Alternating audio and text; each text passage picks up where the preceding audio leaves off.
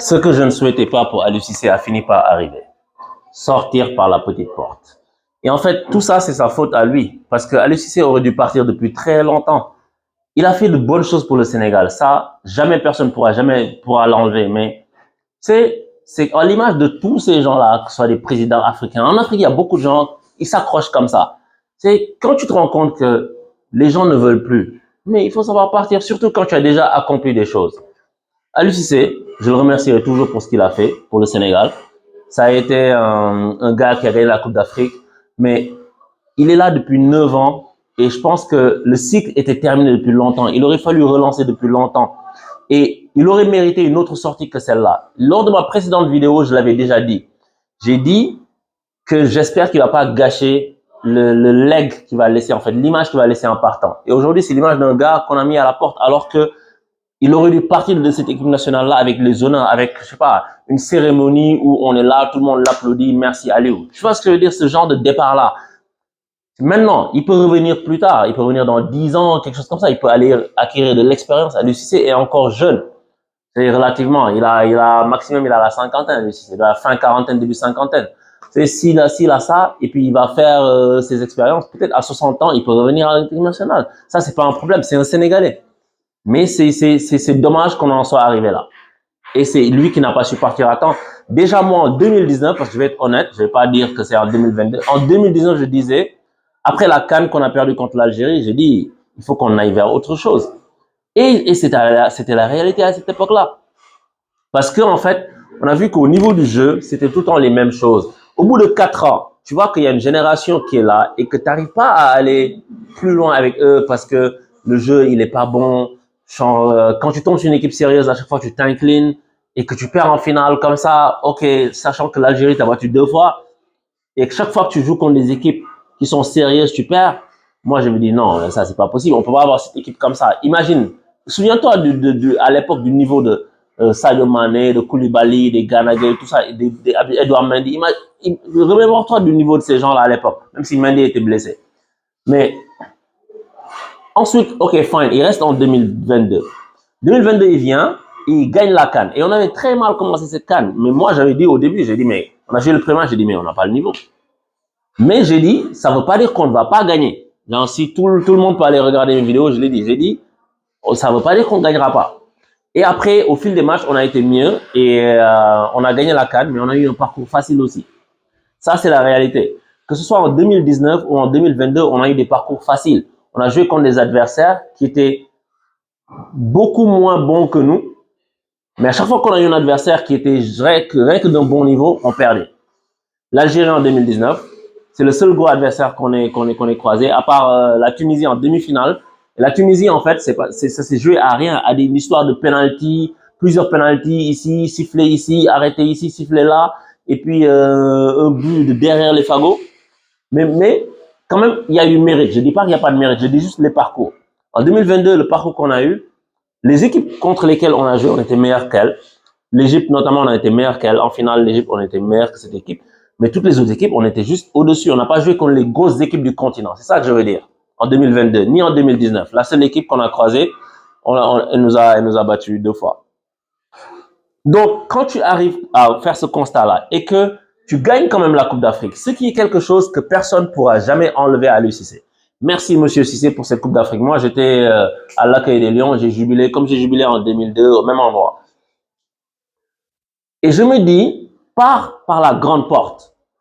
Aimé Jacquet, il a fait ça. Aimé Jacquet, il a gagné la Coupe du Monde. Tout le monde tombait sur Aimé Jacquet. Tout le monde.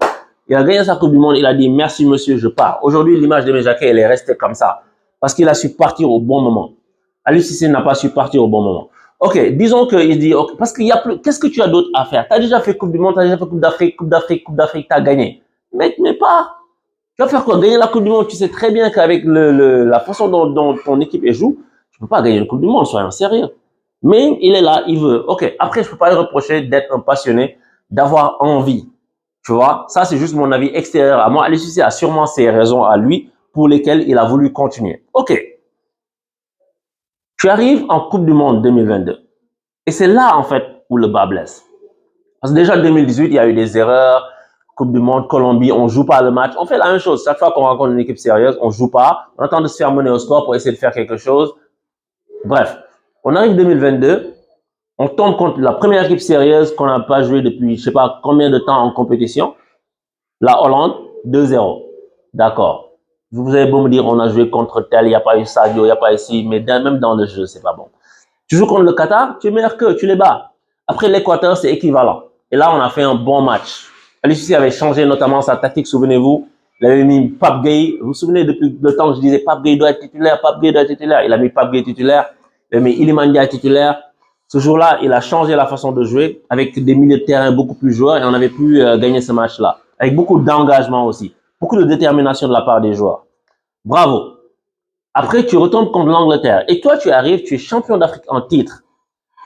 On aurait dit une équipe de quartier, quoi. On s'est fait balader. Ils ont nettoyé le sol avec nous, l'Angleterre. Ça, c'est la réalité.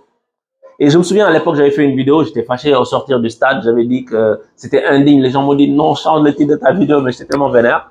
Après, j'étais beaucoup plus calme, j'ai fait une analyse plus froide. J'ai dit, c'est pas à moi de dire s'il doit partir ou pas. Mais ce qu'on a vu là, on peut pas s'en contenter. Surtout quand on voit que, je trouve que souvent, on se raconte des histoires à nous-mêmes. Quand Koulibaly sort, il dit, on est fiers de notre parcours. Mais fiers de quoi? Mais faut arrêter. C'est un sérieux. Après, il a rectifié.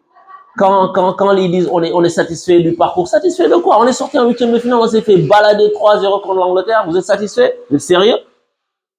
Moi, je dis pas qu'on doit pas perdre, mais pas comme ça. On peut pas, ou bien si on perd comme ça, on sait qu'on n'est pas content. Il faut qu'on fasse mieux. Donc, on revient de la Coupe du Monde 2022 et tout le monde se dit, Aliou Cissé va partir maintenant. Mais non, le mec s'entête. Le mec s'entête et il se dit, non, je vais. En fait, ils nous servent tout le temps le même boba. Ils nous disent, on va discuter entre nous, on va attendre, on va voir par-ci, par-là. Tout ça, c'est pour laisser le temps au soufflet de retomber, pour calmer la pression et la colère des supporters avec le temps, pour pouvoir revenir, ni vu ni connu. Ah non, on a continué, on a prolongé le contrat de 2 ans, machin. Mais ça ne peut plus passer. Ça ne peut plus passer. Les gens voient clair dans ça. Tout ça, c'est de la poudre de perlimpinpin. Oui, on discute. Non, on discute de quoi? On discute de rien du tout. Et c'est la même chose quand Cissé, il nous poste son message sur Instagram il n'y a pas longtemps là. Il poste un message pour dire peuple sénégalais, je vous entends, je vous vois. Je laisserai l'équipe au niveau où je l'ai laissé. Sous-entendu, une fois que nous serons qualifiés en Coupe d'Afrique, c'est là que j'ai pris le Sénégal, je vais le remettre là-bas, machin. Mais tout ça, c'est pour mettre de la pommade, c'est pour attendre le temps passe. Tu vas te qualifier à la Coupe d'Afrique, tu vas pas aller la jouer à d'autres. Ensuite, dans la foulée, il y a le mondial, tu vas pas le jouer à d'autres. Donc, on était parti encore pour au moins 2026. Et donc, le ministère a vu ça. Pour ceux qui savent pas ce qui s'est passé, le ministère a vu ça. Ils se sont dit, tu sais quoi? Nous, là, on n'est pas dupes. On arrête les frais ici. Le contrat, pour les non-sénégalais qui me posent la question, le contrat de l'UCC est venu à expiration en fin août 2024. Et ce qui se passe, c'est qu'il continue à entraîner, même s'il avait sans contrat. Il y a longtemps, il y a un mois, il disait oui, mais quand il est arrivé aussi, il n'avait pas de contrat au début, non, tu vois. Mais la fédération, jamais il ne se serait séparé d'Aliou Cissé. Donc, c'est le ministère qui a pris la décision. Parce qu'il y a une nouvelle ministre des Sports avec le nouveau gouvernement. Donc, la nouvelle ministre des Sports, elle a vu ça, elle a dit, mais attends, non, le mec n'a pas de contrat. Déjà, il est décrié partout, plus personne n'en veut. Pourquoi il s'accroche? Pourquoi tu t'accroches? Aliou Cissé aurait dû quitter cette équipe avec les honneurs. Mais aujourd'hui, il part par la petite porte. Et ça, et en fait, c'est juste ça qui me dérange un peu dans le truc là, pour lui. Parce que c'est quelqu'un que je respecte. Même si je suis en désaccord, je n'arrête pas de le répéter parce que des fois, une personne peut tomber sur la vidéo pour la première fois, elle tombe sur la chaîne, dit pourquoi il l'attaque si c'est non, c'est pas ça, c'est juste que je trouve qu'il aurait pu faire autrement, partir, revenir, partir pour être une légende en tant qu'entraîneur. Et Aliou Cissé fait partie de la génération 2002.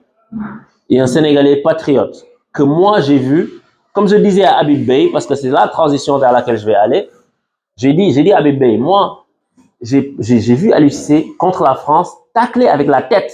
Jamais je pourrais oublier ça. Et que ça a été mon capitaine. Donc, je lui suis reconnaissant pour toujours. Mais rien ne m'empêche de penser qu'aujourd'hui, il faut aller vers autre chose. Et vu que la fédération, le ministère a pris cette décision-là, il faut aller vers Habib Beye. Les gars, soyons sérieux, Habib Beye in. Habib Beye, c'est le choix qui s'impose. Le gars, il est sénégalais. Il fait partie de la génération de 2002. Respect éternel à tous ces mecs-là qui nous ont fait rêver. On était des adolescents, on courait partout grâce à eux. Ça, c'est la réalité. Et il a aussi les compétences. Parce qu'il ne suffit pas juste d'être de la génération 2002, maintenant je vais entraîner. Il a les compétences et les idées. Habib Beye, c'est quelqu'un qu'on a vu faire ses preuves avec le Red Star. On a vu faire ses preuves avec le Red Star, monter en Ligue 1, avoir des opportunités. Après, ne pas avoir trouvé ce qui l'arrange pour l'instant, donc il est en attente. Mais moi, je dis, si je suis le ministère des Sports, je vais discuter avec Habib Beye tout de suite parce que si on ne le fait pas, Habib Beye, on a discuté une bonne 10-15 de minutes, hein, et il m'a dit, ben, écoute, il est en discussion avec des clubs, mais si ça ne se fait pas là, ça se fera sûrement en cours de saison. Et ce qui est normal. Et donc, le temps que les clubs arrivent pour changer d'entraîneur, les clubs qui vont arriver à l'hiver, là, décembre, machin, qui vont vouloir changer d'entraîneur, ils vont se retourner vers un gars comme ça. Donc, on a une fenêtre de tir là pour aller le chercher.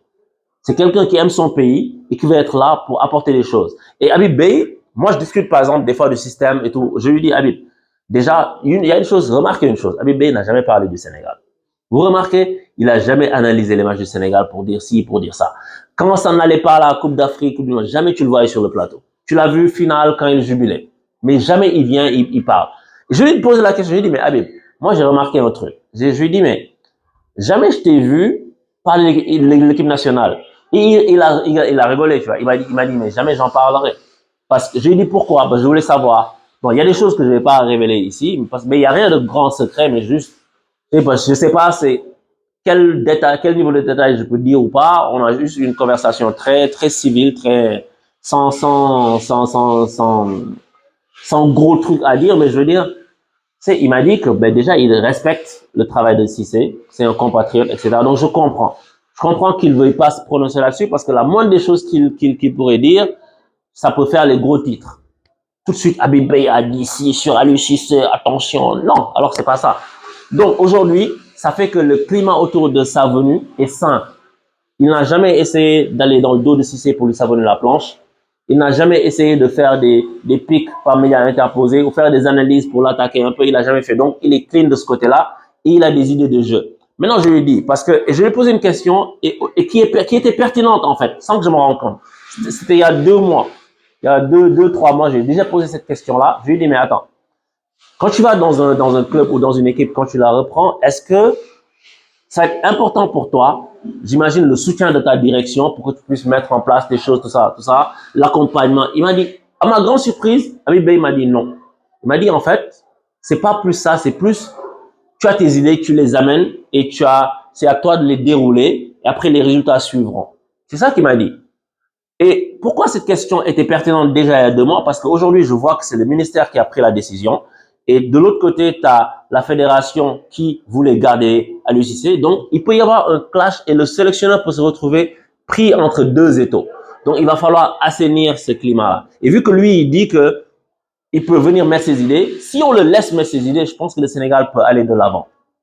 Donc, moi, c'est pour ça que je milite. N'allons pas chercher plus loin. Les gens disent Hervé Renard, tout ça. Hervé Renard, j'aurais été pour, mais depuis ce qui est arrivé avec la Côte d'Ivoire, quand il a voulu reprendre l'équipe en cours de compétition alors qu'il était engagé ailleurs, j'ai trouvé ça opportuniste. Et je préfère Habib Beye.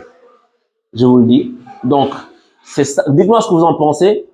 Pour moi, c'est Aliou out, Habib in. Ciao.